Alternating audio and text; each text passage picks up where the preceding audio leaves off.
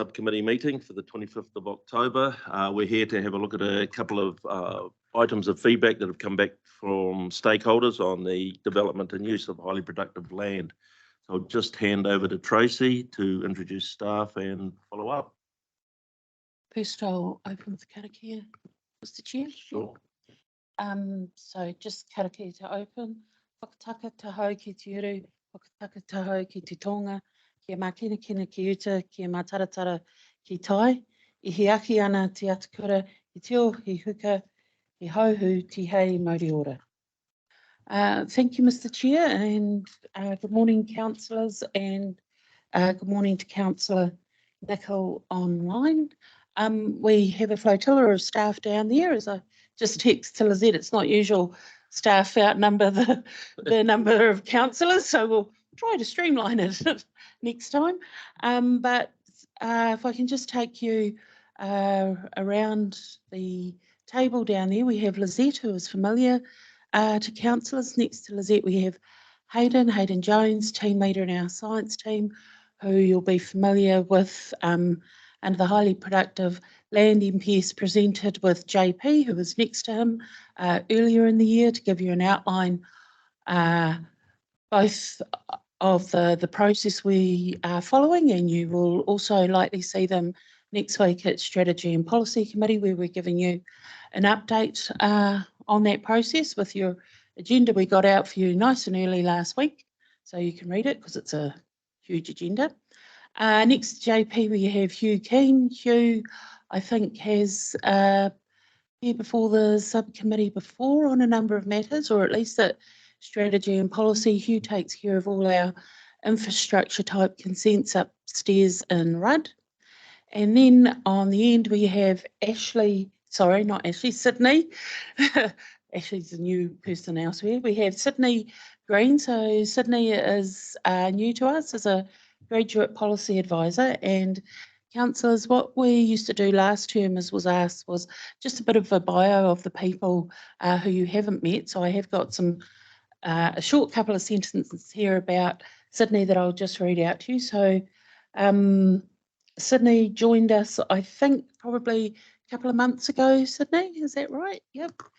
So Sydney joined us from Victoria University with a major in political science and international relations, and with a postgraduate in Master of Public Policy from the University of Auckland. So I should say that's where Sydney came to us from.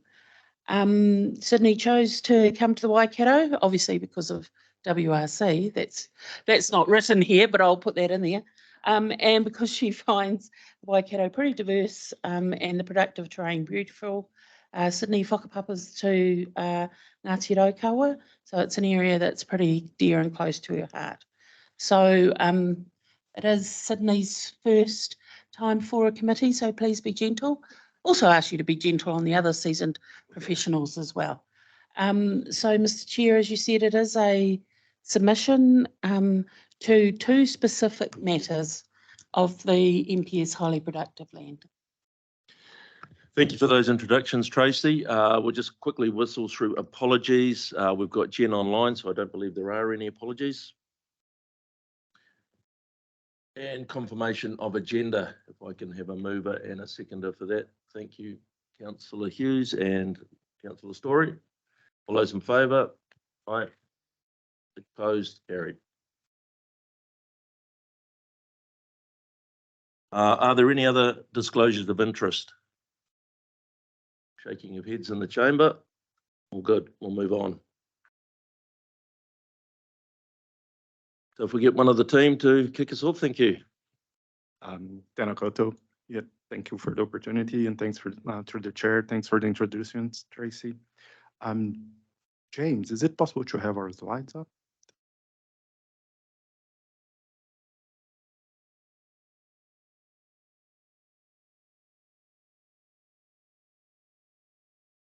Just acknowledge while we're waiting on that Councillor Cookson's joined us online.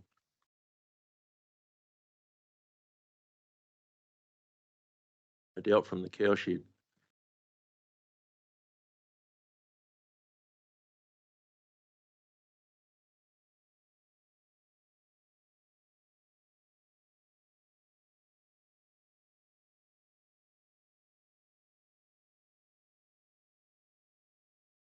I'm actually in the basement. Yeah, next slide, please.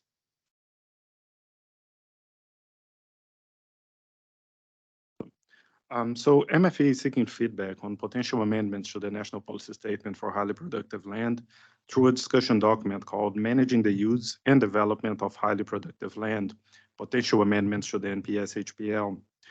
These potential amendments relate to implementation issues that were raised by stakeholders through the implementation. Oh, sorry, I already said that.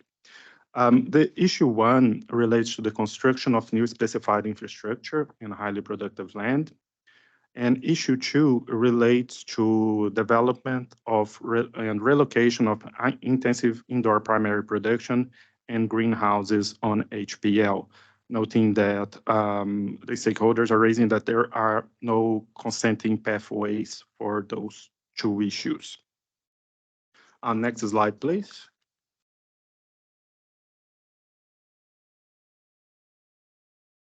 So issue one, no clear pathway for new specified infrastructure. So issue one centers around the omission of a clear consenting pathway for constructing new specified infrastructure through clause 3.9 on highly productive land. This can constrain construction of new specified infrastructure that may be needed at pace. This is in the case of an aftermath of a significant event such as Cyclone Gabriel. And this could also limit renewable energy generators to establish new activities in highly productive land. I just want to make a note here that currently there is a consenting pathway for requiring authorities. So these are the authorities with designations under the Resource Management Act. However, other providers and developers, they are not able to progress these activities in highly productive land. Next slide, please.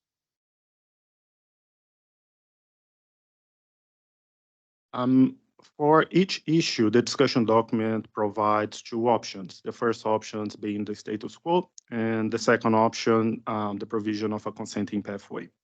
For issue one, the preferred option from central government is to provide a consenting pathway through including the word construction into clause 3.9. You have clause 3.9 there in the slide, and the change will be for 2I, so just the inclusion of that word construction there. This pathway would still be subject to the existing checks and balances under clause 3.9 of the NPS-HPL, where the need to locate infrastructure is weighted up against the potential loss of available highly productive land. Next slide, please. Now moving to issue two. So there's no clear consent pathway for intensive indoor primary production and for greenhouses. So central government is consultant if there should be a consenting pathway for these activities. This has been raised by the primary sector. The definition of there's a definition of primary production under the national planning standards that capture a range of activities for primary production. However, the NPS-HPL brings a new definition called land-based primary production. And this is to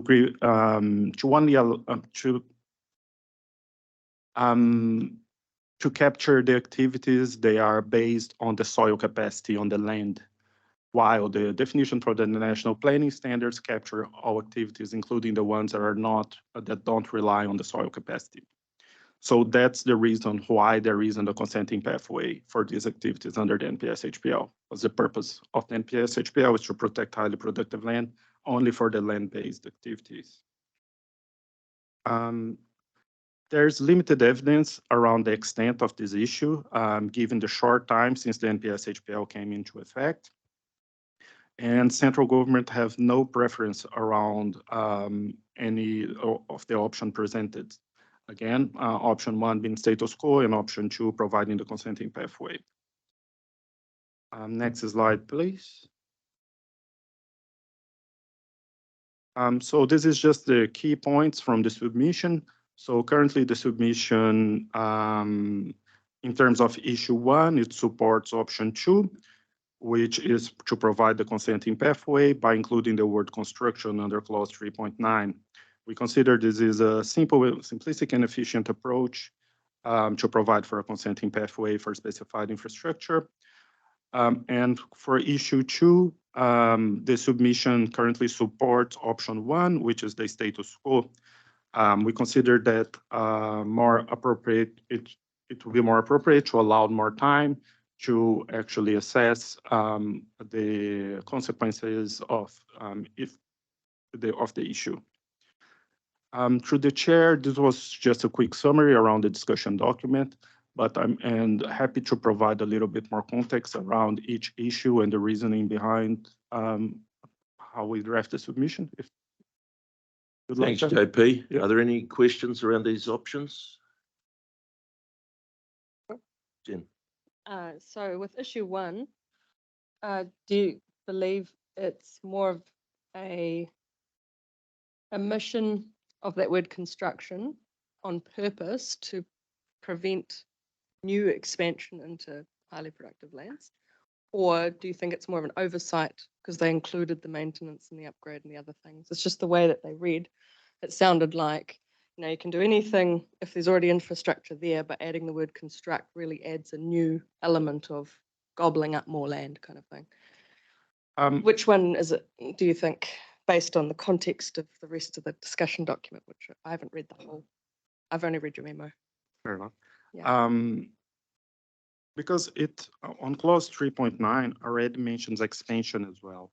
So I mean, and So that implies that they're not opposed to new.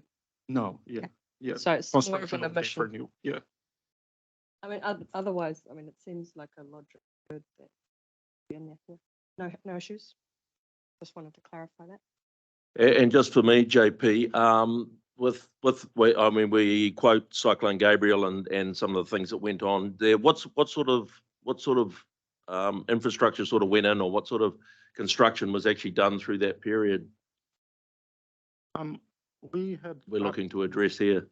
Yeah, I'm not too sure, but we believe it could be like displacement of roads, or like having to have a road, or could be any kind of infrastructure like in that regard. We don't have like clear examples of what happened. Like, do you guys aware of? It could include. Can you just use your mic? Yeah, Yep, thank you. Sorry, it could include, you know, establishing areas for placement of material that's slipped, you know, slip material, long term, where they want to put it somewhere out of a floodplain, whatever, so they can move material there, so they can open the roads, things like that. Okay, thank you. And concerns around option 2 for anybody? Just a question, because it on the slide for that one, you had no pathway for intensive indoor production kind of thing. But on the other part of the slide, you mentioned and greenhouses. And so I just wondered whether it is actually both. Yes. It just, okay, thanks.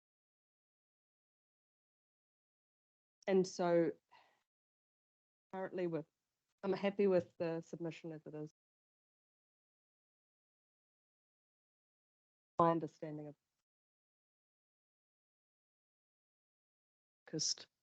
based on everything I've heard. So it'd be surprising why you'd have to go to a rural area to do that.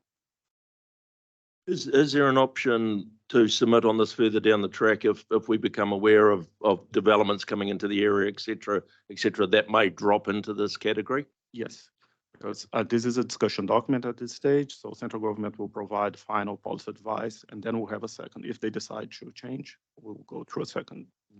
Are we aware of any development or anything coming up that would drop into this category in our area at the moment?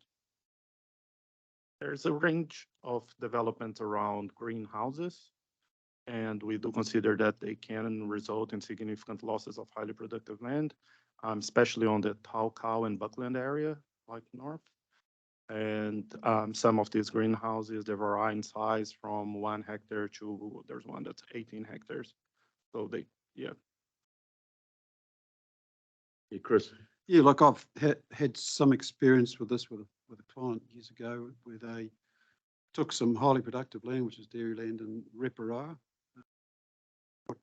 10 hectares of glasshouses, and they became the biggest tomato operator in New Zealand. The reason for the location there was the access to energy, cheap energy, and it was, there was absolutely no brainer. It was a sensible place to do it. So those situations can come out of the blue. Take somebody with a little bit of innovation and thought of an entrepreneur and wanting to do something. So there's no rhyme or reason in some of these things, and you need flat land for it, obviously. So, context. Thanks, Chris. Anything else from anybody? No, I enjoyed reading the memo. It seemed like a really good submission, clear and easy to understand. Thank you. So the motion in front of us, as we have it there, is basically with the two issues and the way we're running with those as is shown up there on the screen. So I'm happy to move that as it is worded.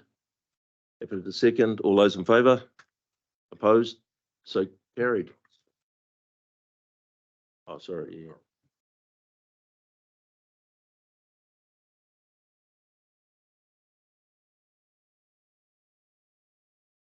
But just for confirmation, we'll just get this up on the screen. Sorry, I didn't realise it wasn't on the main screen. It is what you have in your paper before you.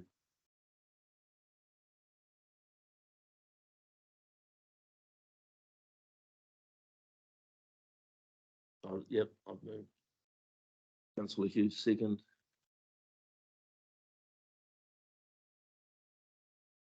Over carried. Thank you very much, Tracy. James, did you want me to? Karakia? Yep. Okay,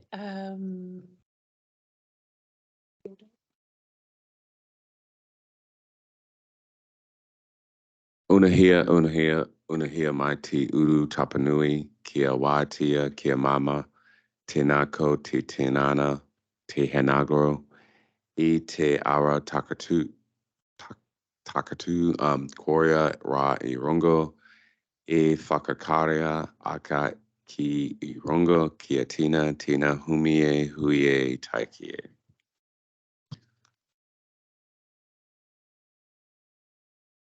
Thank you very much, James. Thank you, staff, for coming down. And now to declare the meeting closed at 8:48. Thank you. You. A 10-minute walk up the stairs.